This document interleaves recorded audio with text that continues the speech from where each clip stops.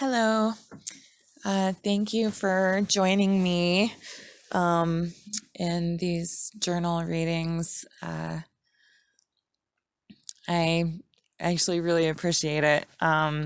So I'm going to start here with Sunday, February 12th, 2017. I am really struggling with willpower, and I'm getting frustrated with myself about it.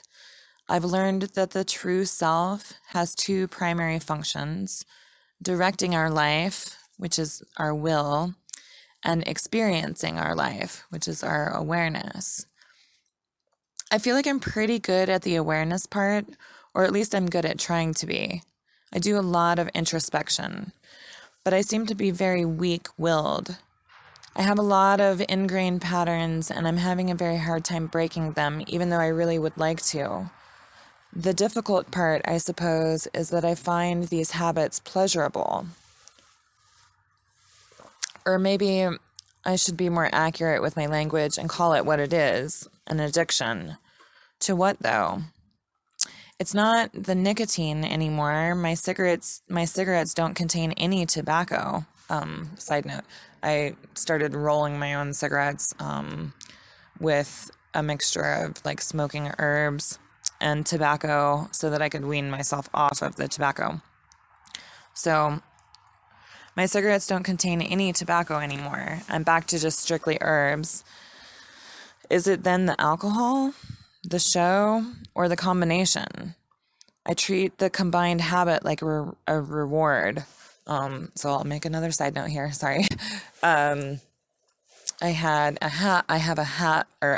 at this time of the writing a habit of spending my evenings like after work, having a couple beers and watching a TV show or reading or something, essentially distracting my mind and also consuming alcohol, which I suspected then and suspect now is like an effort to try to numb. And this combination of the distracting and numbing was like I thought of it as like a reward for myself at the end of the day. Okay, so I'm going to continue. I treat the combined habit like a reward.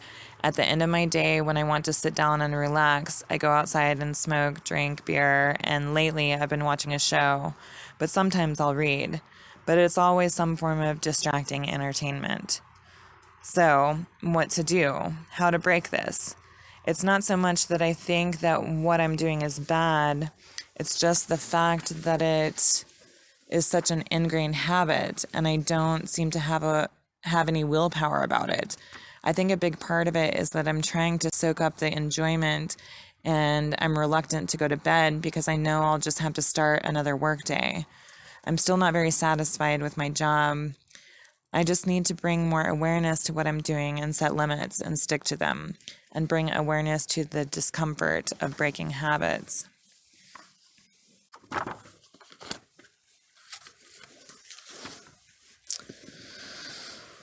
There's a gap in the writing. I just spent some time making some lists of priorities versus interests and scheduling out my weekdays. It feels better to have some organization. When I don't have things planned out, I feel lost and end up wasting time. I think that is when I succumb to bad habits, when I feel bored. So I'm going to plan out my time better and work on my self-discipline in sticking to the plan. But I'm also going to bring awareness to it. I don't want to be too rigid because then that would just be replacing one habit for another, which is not desirable, even if it is a better habit. I think awareness is going to be the key. Why am I doing what I'm doing? Is there something more healthy I could do instead? Can I just be okay with feeling a little uncomfortable right now?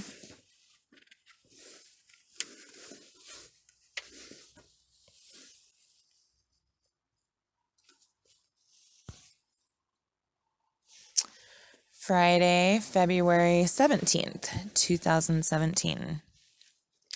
Things have been going really well this week. I've been getting into my new routine. The part that I'm enjoying the most is the yoga first thing when I wake up.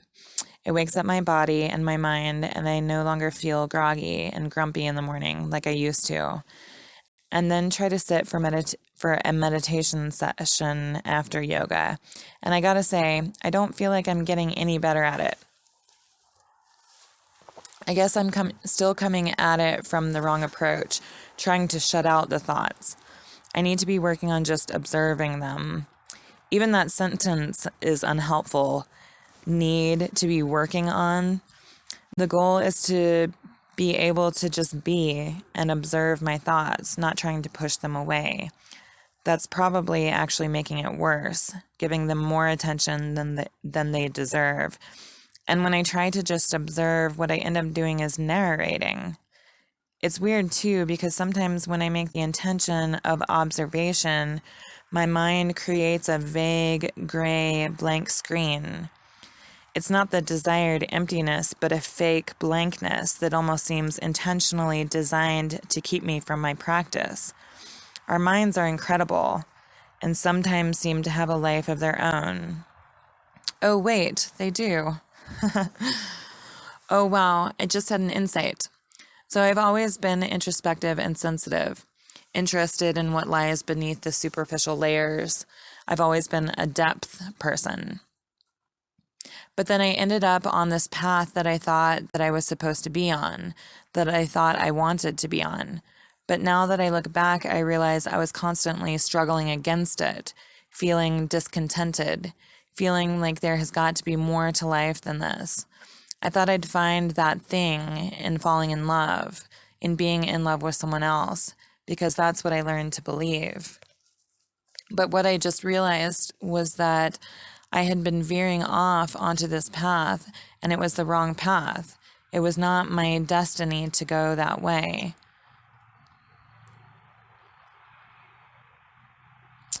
Okay, I'm going to interject here.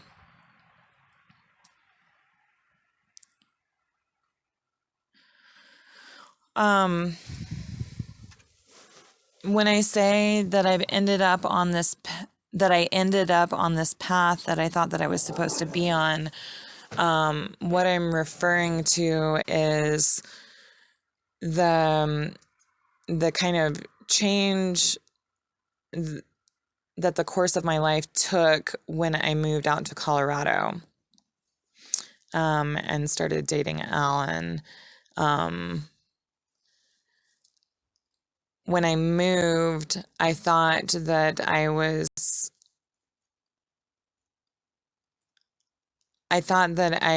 stepping away from a path that I wasn't meant to be on, because I had this like strong urge or this compellence to change things up. And so when I moved to Colorado, I changed the course of my life. I entered a new path, and I thought that it was the one that I was supposed to be on.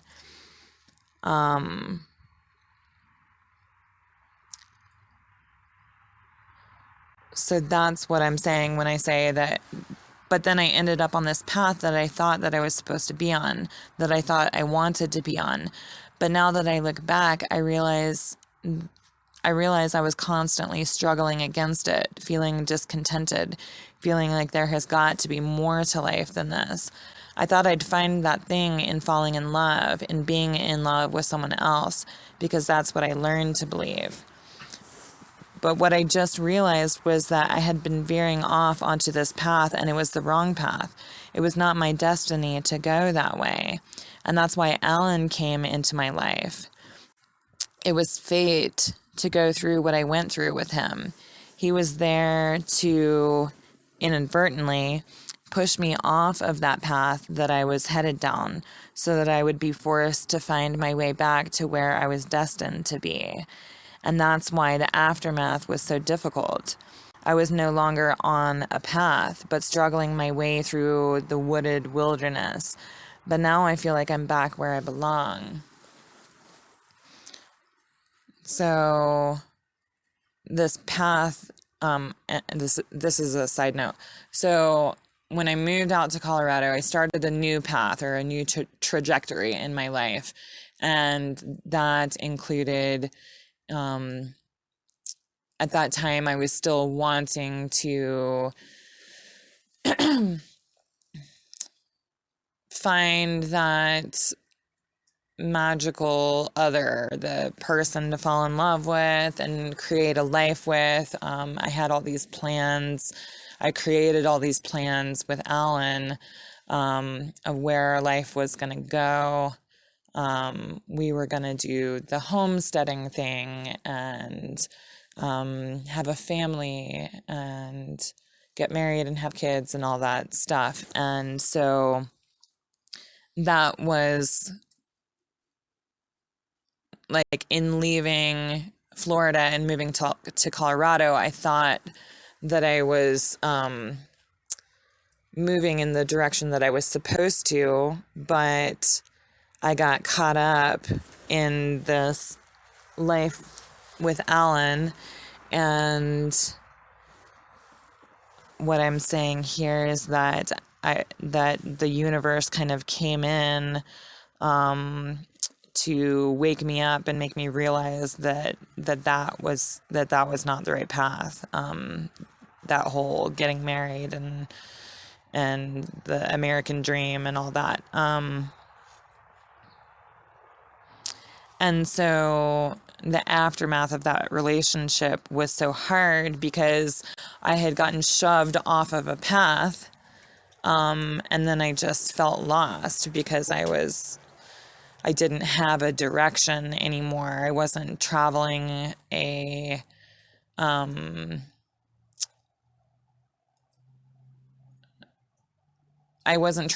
trotted path. Like it wasn't known.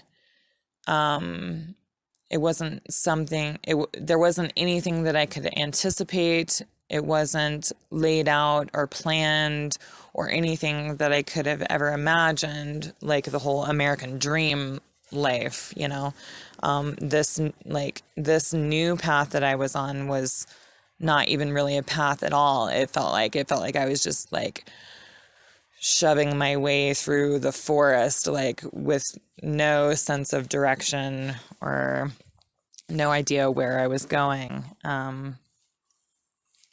And so what I'm saying here is that, but now I feel like I'm back where I belong. I feel like I'm on a path now. In some way, I'm going to continue reading. In some ways, I think this path will be harder. It's not planned out like my old life used to be. I don't have a map for this way. I'm just going to have to feel my way along step by step and take what comes as I get to it. But it feels right. The other way, deep down, felt false and scripted. This way feels real. And I'm so excited to see where it's going to take me. I don't know what the destination is. I don't know what I'm going to encounter along the way, but I know it's going to be what I need to get to where I'm supposed to go.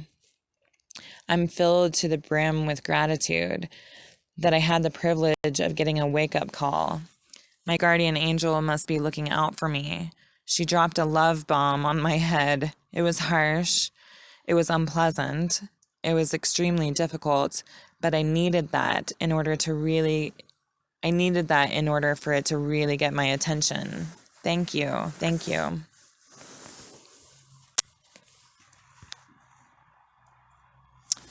Okay, I'm going to stop here and then I'll continue on